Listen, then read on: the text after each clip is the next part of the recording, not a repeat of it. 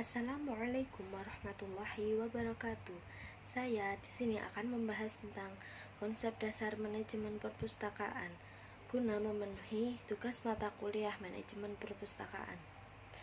Perpustakaan sebagai lembaga pendidikan dan lembaga informasi akan memiliki kinerja yang baik apabila ditunjang dengan manajemen yang memadai. Dengan adanya manajemen, seluruh aktivitas lembaga akan mengarah kepada upaya mencapai tujuan yang telah ditetapkan sebelumnya, sehingga seluruh elemen dalam suatu lembaga akan berusaha memfungsikan diri sesuai ketentuan lembaga atau perpustakaan.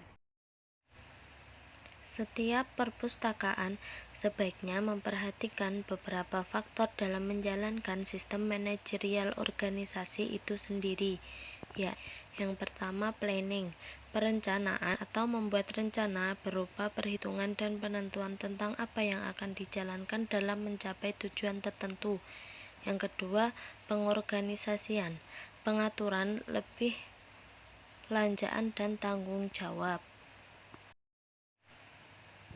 Yang ketiga, penggerakan actuating. Di perpustakaan mudah untuk diwujudkan, mudah untuk direalisasikan jika seluruh komponen perpustakaan mengerti dan memahami tugas dan fungsinya masing-masing. Yang keempat, pengawasan. Mengawasi semua kegiatan sesuai tugas masing-masing komponen dalam perpustakaan. Organisasi perpustakaan. Pengertian organisasi secara umum adalah perkumpulan manusia yang tergabung dalam suatu wadah dengan maksud untuk mencapai tujuan bersama yang telah digariskan sebelumnya. Manajemen perpustakaan yaitu proses mengatur, mengarahkan, membimbing, mengendalikan, mempengaruhi sumber daya perpustakaan sehingga dapat bekerja, berkarya, melakukan tugas-tugas kepustakawanan agar berjalan sesuai dengan tugas, fungsi, dan tujuan. Selanjutnya, lingkungan perpustakaan, yaitu ada 5. Yang pertama, perpustakaan nasional, yaitu perpustakaan yang didirikan di ibu kota negara dan merupakan perpustakaan induk dari semua jenis perpustakaan. Yang kedua, perpustakaan umum, yaitu perpustakaan yang bertugas mengumpulkan, menyimpan, mengatur, dan menyajikan bahan pustakanya untuk umum. Yang ketiga, perpustakaan sekolah, yaitu perpustakaan yang mengumpulkan, menyimpan, memelihara, mengatur, dan mengawetkan bahan pustakanya. Yang keempat, perpustakaan perguruan tinggi, yaitu perpustakaan yang diselenggarakan untuk mengumpulkan, memelihara, menyimpan, mengatur, mengawetkan, dan mendayagunakan bahan pustakanya. Yang kelima, perpustakaan khusus, yaitu perpustakaan yang diselenggarakan oleh kantor atau instansi untuk menunjang kegiatan kantor. Perencanaan strategis.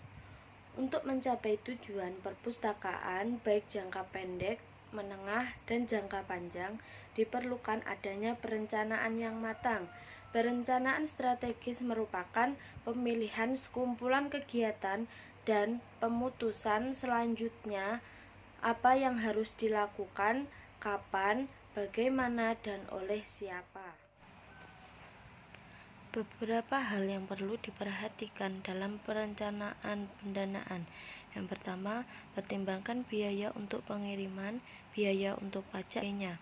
Yang kedua, setiap sekolah atau institusi mungkin mempunyai format perbedaan dalam buku-buku yang mudah untuk dipahami. Yang ketiga, dalam hal pendanaan, meyakinkan bahwa hal ini sesuai dengan kebijakan yang ada. Yang keempat, masukkan pendanaan untuk buku atau koleksi yang rusak atau hilang. Yang kelima, masukkan pendanaan untuk buku atau koleksi yang rusak atau hilang.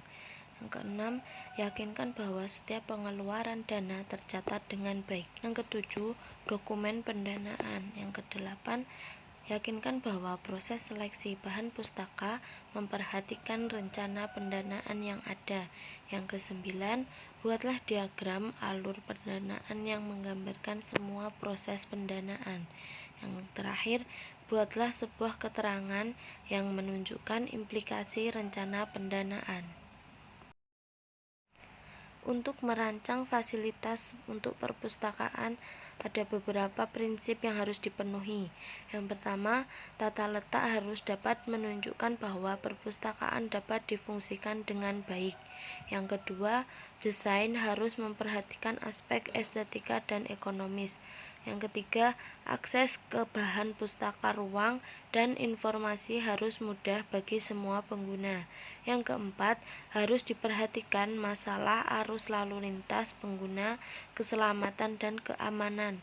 Yang kelima, ruangan dapat sedapat mungkin mengakomodir kebutuhan pengguna.